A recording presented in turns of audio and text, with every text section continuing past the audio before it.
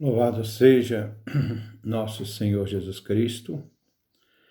Nós vamos agora fazer esta reflexão sobre as centúrias de São Máximo, o Confessor. Vamos trabalhar o capítulo 55, 56, nosso 27º encontro. Vamos fazer então esse capítulo 55.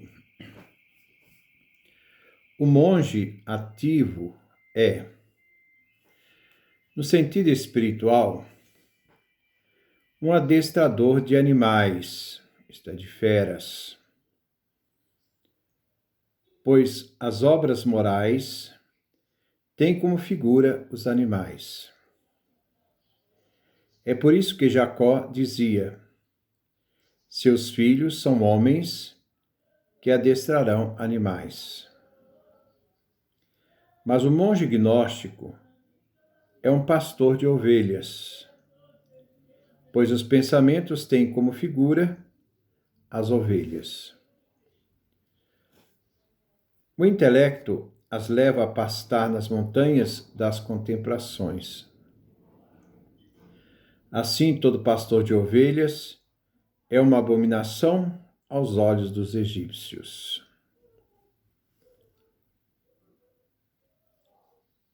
Como é aos olhos das potências adversas.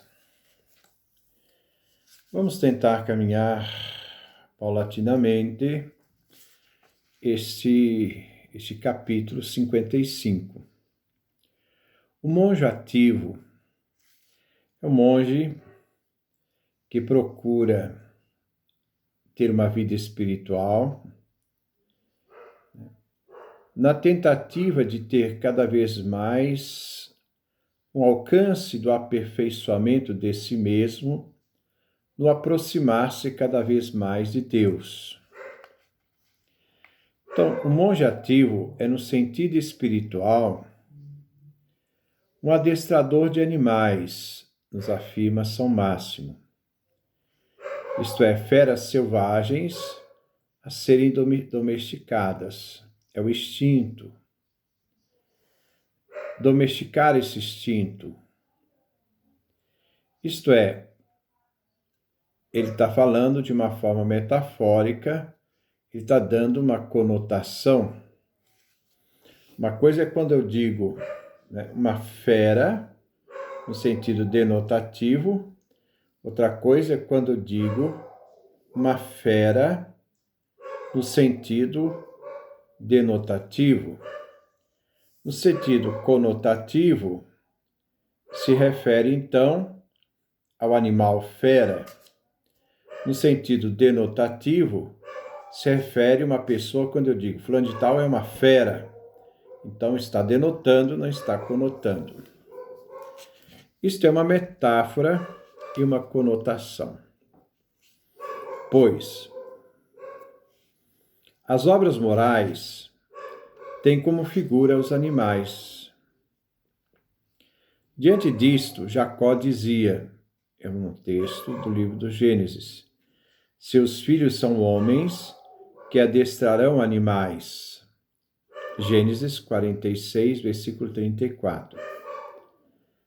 Isso aqui é da versão bizantina, o texto do Antigo Testamento, versão bizantina. Porque, no fundo, né, os judeus, os filhos de Judá, eram pastores de ovelhas. Assim, um monge gnóstico é pastor de ovelhas, pois os pensamentos têm em comum as ovelhas.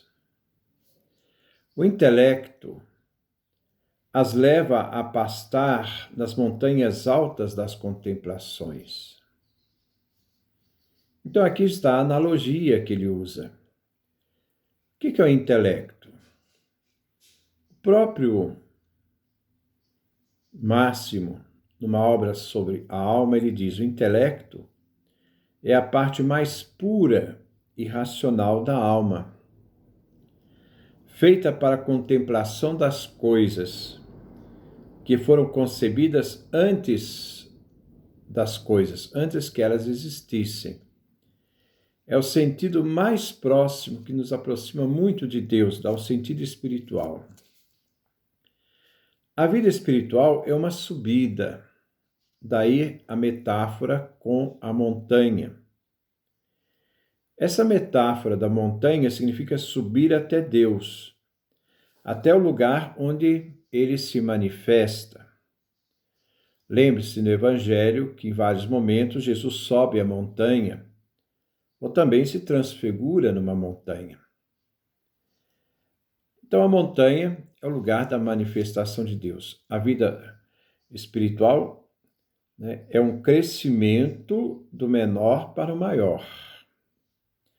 Assim, todo pastor de ovelhas, monge ou contemplativo, é uma abominação aos olhos dos egípcios, que representa os imperfeitos,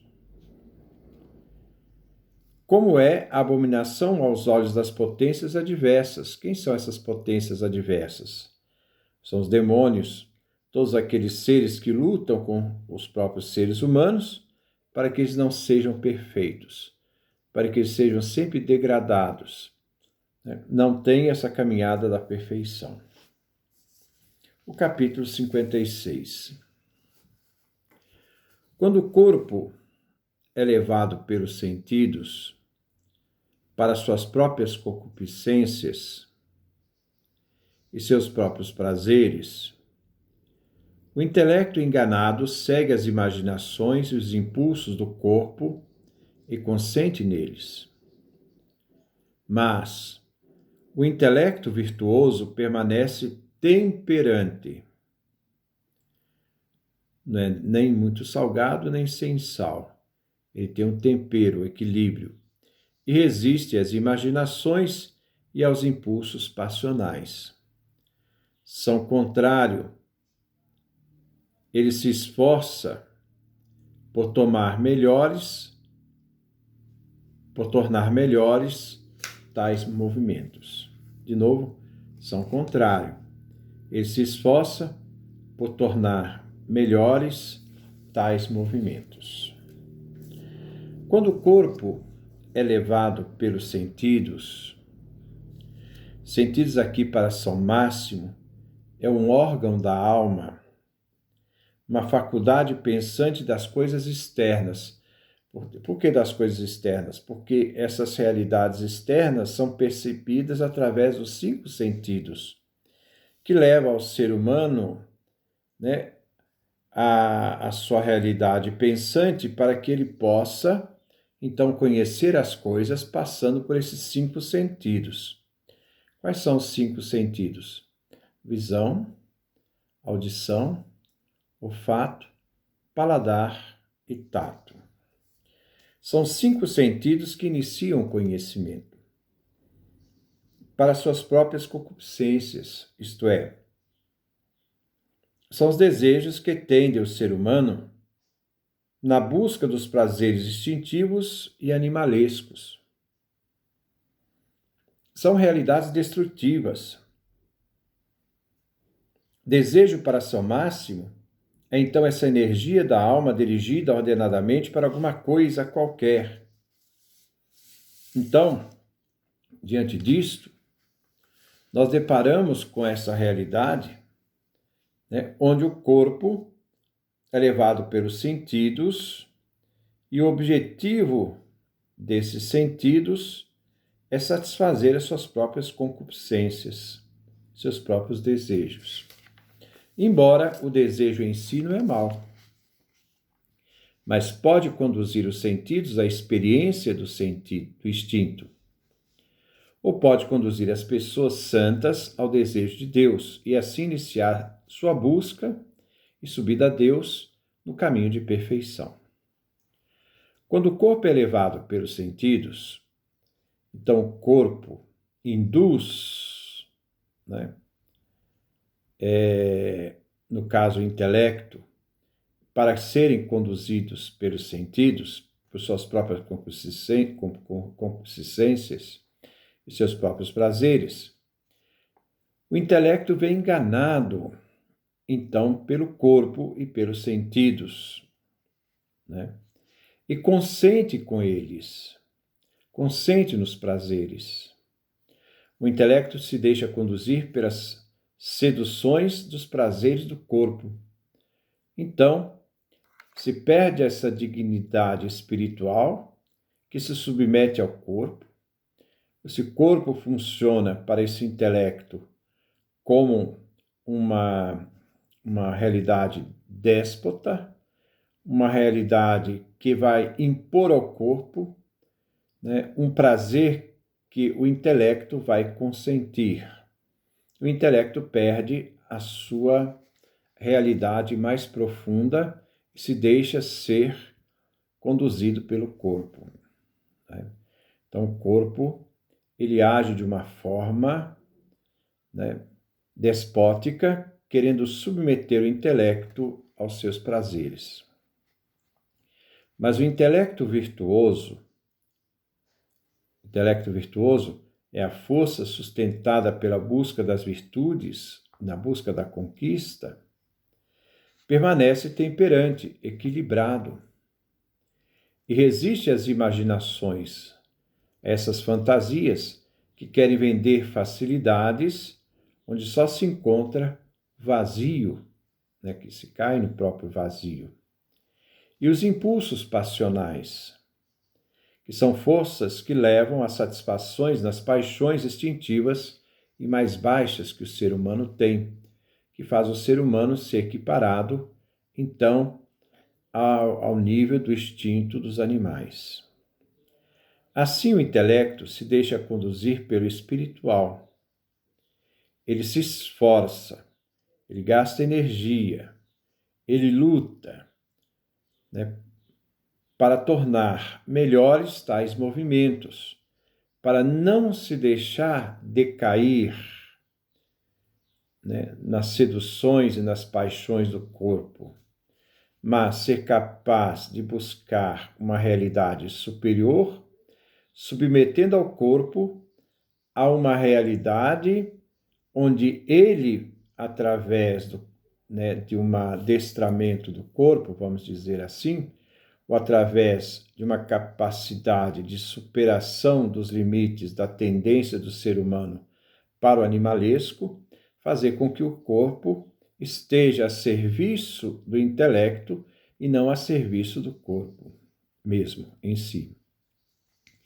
E os impulsos passionais, essas forças que levam a satisfações nas paixões, mostram as realidades dos instintos mais baixos. Mas o intelecto, que se deixa conduzir pelo espiritual, ele se esforça, ele gasta energia, ele luta, né, para fazer melhores tais movimentos e evitar as imaginações e impulsos destrutivos. E busca assim a temperança e as virtudes. Assim, ele sabe bem semear. Nisto, nós vamos encontrar em Evagrio Pôntico, no seu tratado prático sobre a vida monástica, a vida perfeita.